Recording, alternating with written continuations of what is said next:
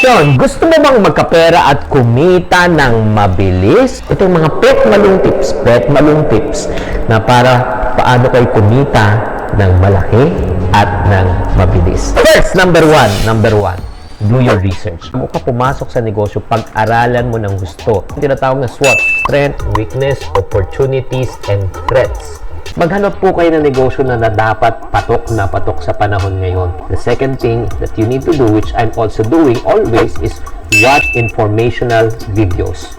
Noon, di ba, ng mga videos tulad dito po sa YouTube, sa Facebook, marami na po namang nag-share ng mga free information. Baka mahilig ka makinig. Pwede ka makinig sa mga podcast. Number 3, ang pinaka-importante para sa akin, ito, be open for advices, feedbacks, and suggestion. Dapat po open ka rin sa mga feedbacks and suggestion para ma-apply mo sa iyong mga gagawin sa trabaho mo at sa negosyo mo.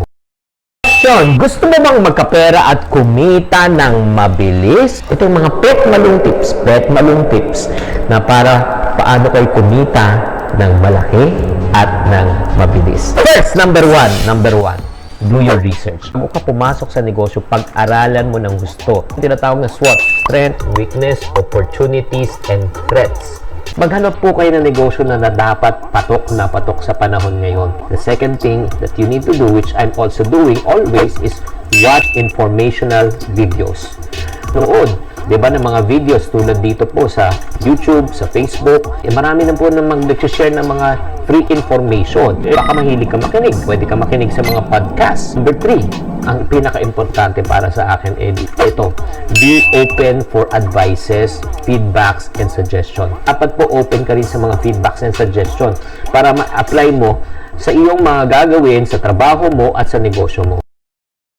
Gusto mo bang magkapera at kumita ng mabilis? Itong mga pet malung tips na para paano kayo kumita ng malaki at ng mabilis. First, number one, do your research. Kung ka pumasok sa negosyo, pag-aralan mo ng gusto. Yung tinatawag na SWOT, strength, weakness, opportunities, and threats. Maghanap po kayo ng negosyo na dapat patok na patok sa panahon ngayon. The second thing that you need to do, which I'm also doing always, is watch informational videos.